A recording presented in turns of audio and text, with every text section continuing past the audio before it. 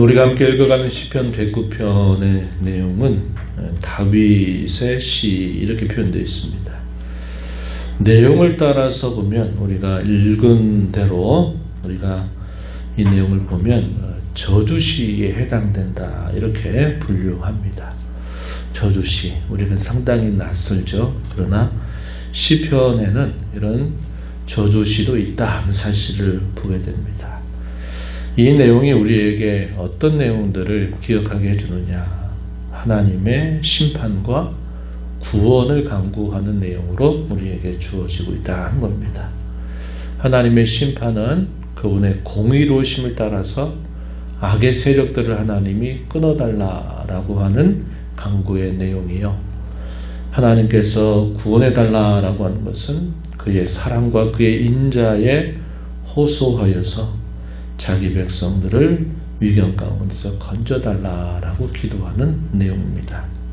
그래서 오늘 우리가 읽은 말씀의 내용에 보면 크게 그 내용이 두 가지로 나누어지고 있음을 우리가 볼 수 있겠어요.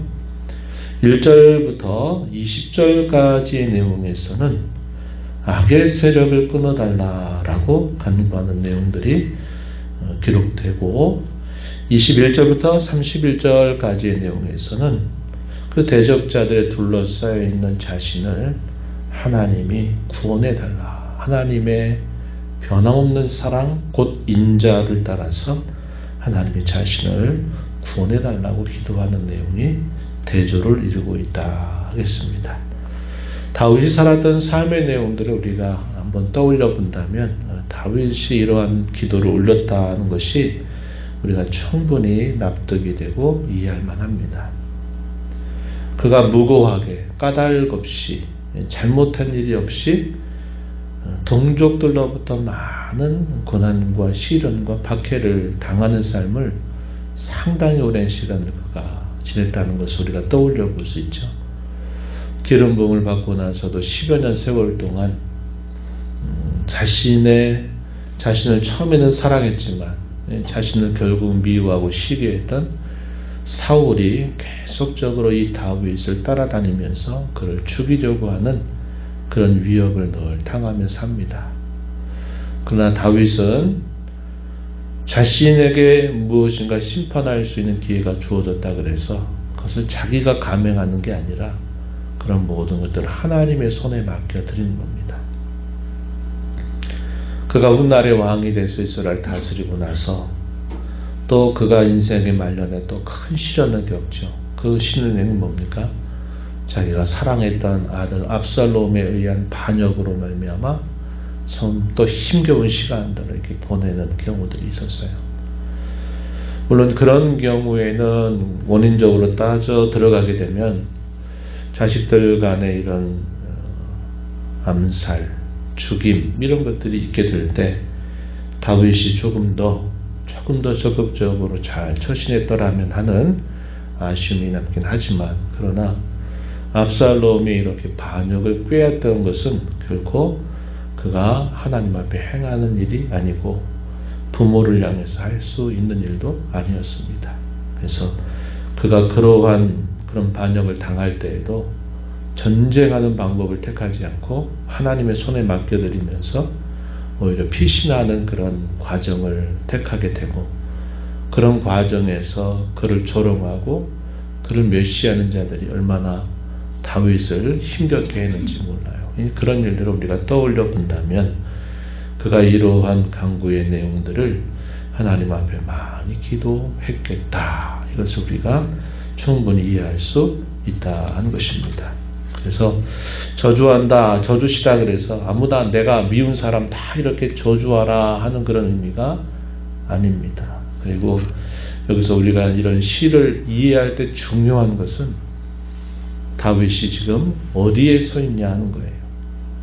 그가 하나님 편에 올곧이 서 있지 않으면서도 무조건 자기를 대적하고 미워하고 싫어하는 사람에 대해서 심판해 달라고 기도한들 하나님이 그 기도를 들어주시겠어요? 들어주지 않습니다. 안 들어주세요. 그가 이렇게 대적들의 세력을 끊어달라고 기도할 수 있고 이 기도가 응답될 수 있는 것은 그가 올곧이 하나님 편에 서 있기 때문에 그런 것입니다. 시편 35편 1절에서 다윗이 그런 기도를 올리죠.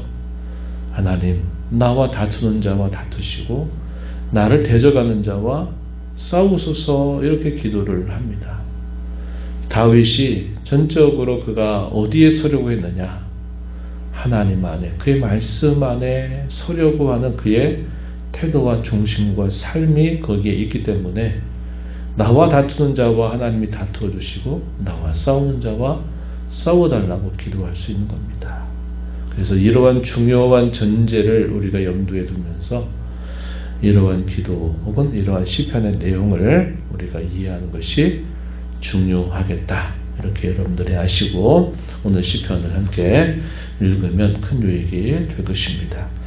1절부터 5절의 내용에서는 자신을 대적하는 자들의 그 극악한 죄가 무엇인지 그것을 간단하게 아뢰면서 하나님께서 이것에 간섭해 주시기를 청원합니다. 한번 내용들을 보십시오.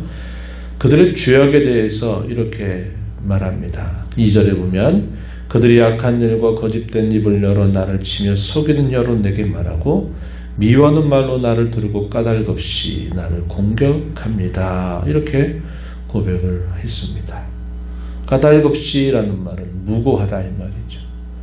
잘못한 것이 아닌데 이 대적자들이 그를 미워해서 죽일 듯이 달려드는 그런 상황을 표현해주고 있다는 겁니다.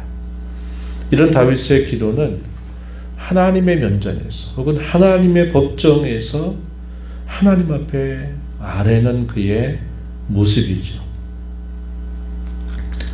4절 5절 우리가 읽었던 말씀에 보면은 또 이렇게 말합니다. 나는 사랑하지만 그들은 도리어 나를 대적합니다. 5절에 그들이 악으로 나의 선을 갚고 미워함으로 나의 사랑을 갚았습니다. 이렇게 또 표현했습니다. 선대하려고 하고 선을 행하려고 하고 그렇게 하려고 함에도 불구하고 선을 악으로 갚는다. 또 사랑을 미워함으로 갚는 자들이다. 이렇게 표현을 하면서 나는 기도할 뿐이라 4절 하반절에 이렇게 하렵니다. 하나님, 저는 기도합니다. 하나님의 면전에서 혹은 하나님의 법정에서 제가 하나님께 아뢰입니다. 이렇게 표현하는 겁니다. 자기가 인간적으로 다른 방식으로 그 대적자들에 맞서서 대적자들이 자기를 미워하니까 자기도 함께 미워하고 대적자들이 악을 행하니까 자기도 함께 그 악에 대해서 나도 나쁜 일을 행하는 그런 태도를 취함이 아니라 그들이 그렇게 한다는 사실들을 오직 난 하나님께 아뢰입니다. 하나님의 법정에서 이 사실을 말씀드립니다. 이러한 태도를 취하고 있는 거죠. 성도로서 우리가 이런 악의 세력에 대하여 우리가 대적할 때, 맞서 싸울 때 우리에게 가장 중요한 자세는 이와 같이 하나님의 법정에 호소하는 겁니다. 하나님이 그 모든 사실들을 알고 계시기 때문에 하나님께 말씀을 드리며 하나님의 법정에서 하나님이 그것을 판단하여 행해 주실 것을 아뢰는 것이죠. 이것이 아주 중요한 성도의 자세다 하는 것을 우리가 배우게 되는 것입니다. 그러나 6절부터 20절까지 쭉 소개되는 내용은 원수들에게 하나님의 심판이 임하기를 기도하는 내용들입니다. 그가 이렇게 기도하는 이유에 대해서 본문 16절 말씀에서 이렇게 표현해요. 그가 인자를 베풀 일을 생각하지 아니하고 가난하고 궁핍한 자와 마음이 상한 자를 핍박하여 죽이려 하였기 때문입니다. 이렇게 말합니다. 기도하는 그 이유는 그들이 행해서는 안 될 악을 계속적으로 행하고 그들이 계속 있는 한 그 악을 계속적으로 또 행할 것이기 때문에 하나님 앞에 그가 올리는 심판을 청구하는 그런 내용을 기도하고 있는 것입니다. 내용이 다소 거칠어 보이기도 하죠. 6절에 보면 악인이 그를 다스리게 하시고 사탄이 그의 오른쪽에 서게 하소서. 7절에 보면 죄인이 되어 나오게 하시고 그의 기도는 죄로 변하게 하소서.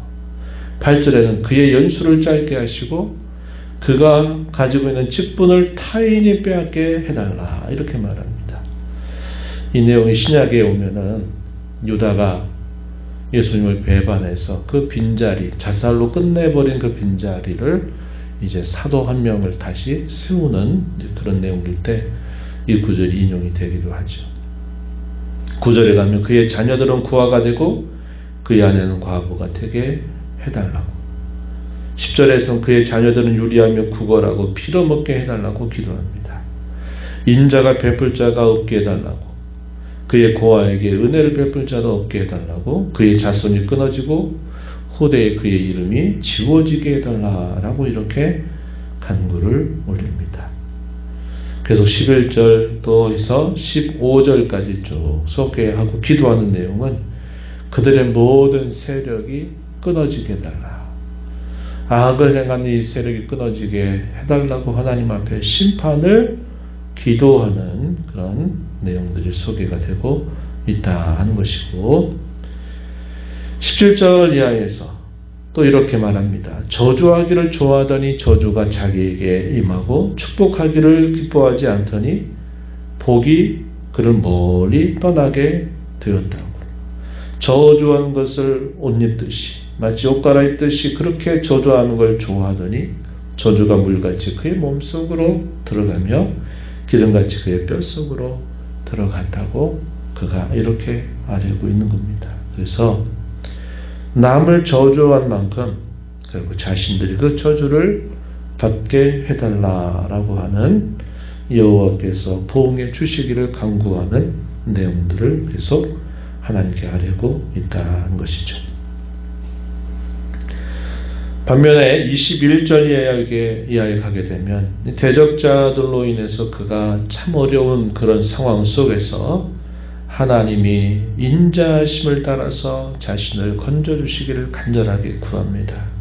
21절에 보면 나를 선대하시며 나를 건져주소서 이렇게 아뢰죠. 26절에서는 나를 도와주시고 나를 구원하여 주소서.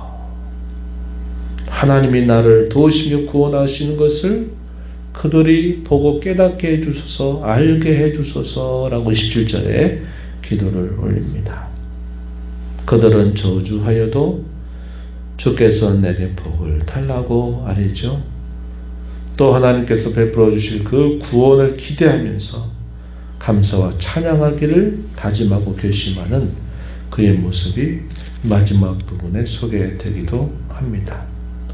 먼저 그가 처해져 있는 상태에 대해서 뭐라고 표현했냐면 22절부터 25절에 표현되어 있어요. 나는 가난하고 궁핍하여 나의 중심이 상합니다. 나는 석양에 지는 그림자같이 지나가고 메뚜기같이 불려갑니다. 금시감으로 내 무릎은 흔들리고 내 육체는 수척하고 나는 또 그들의 비방거리가 되어 살아가고 있습니다. 고백합니다. 그들이 나를 볼 때마다 머리를 흔든다라고 고백하면서 그가 지금 처해져 있는 그런 고통, 아픔, 괴로움, 그것을 하나님 앞에 말씀을 드리면서 하나님이 인자하심을 따라서 나를 구원해달라고 간구한 것입니다. 인자하심, 기도의 아주 중요한 핵심적인 표현이죠. 뭘까요? 하나님이 맺어주신 언약의 근거함, 변함이 없는 사랑, 다함이 없는 사랑, 이걸 말할 때 인자라고 표현합니다. 언약적 사랑입니다. 이것을 호소하면서 하나님 앞에 기도하는 거예요.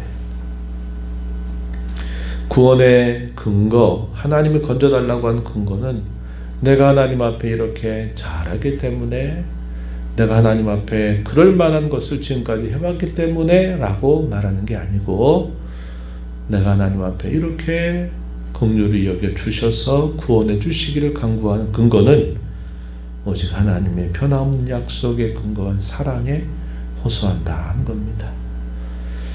성도의 특권이 바로 그것이죠.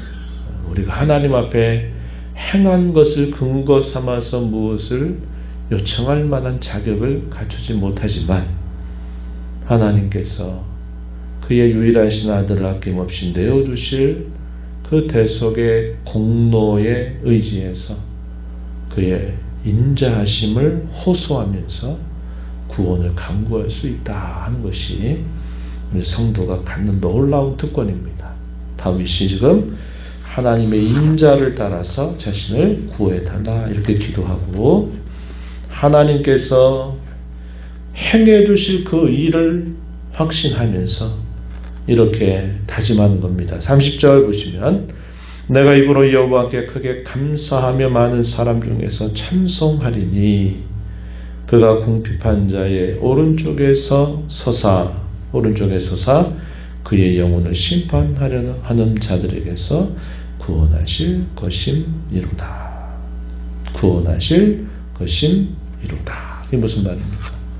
자기의 처지는 공고하고 괴롭고 힘든 상황이지만 하나님이 자신을 구해 주실 것을 확신하면서 내가 여호와를 크게 감사하고 많은 사람 중에서 찬송하겠습니다. 다짐하는 이 다윗의 결심을 우리가 이걸 통해서 읽게 된 것입니다.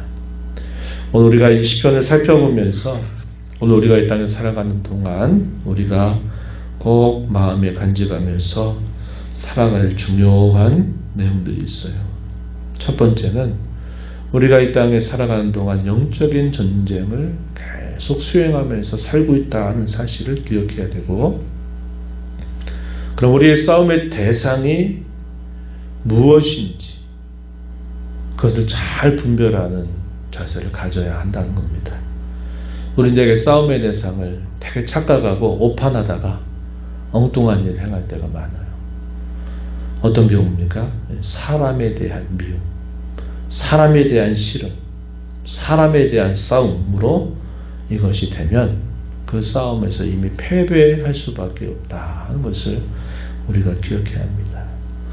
우리의 싸움의 대상은 죄의 최종 원인자인 사탄, 또 그의 세력, 악의 세력과의 싸움이어야지 사람과의 싸움이 되어서는 안 된다 하는 사실을 우리가 꼭 분별해야 되겠고, 오늘 우리가 읽은 말씀에 보니까 저주하는 내용들이 많이 소개됩니다. 이런 복과 저주는 말로 한다고 해서 그것이 그대로 이루어지는 것은 결코 아니죠. 복과 저주는 우리가 어떻게 우리의 일상을 살아가느냐에 따라서 달려있다 하는 겁니다. 하나님 앞에 의롭고 진실하게 사는 사람에게 악한 자들이 자신의 신을 의지해가지고 계속 저주를 퍼부으라고 해보세요. 저주가 응하겠습니까? 안 응하겠습니까? 응하지 않아요.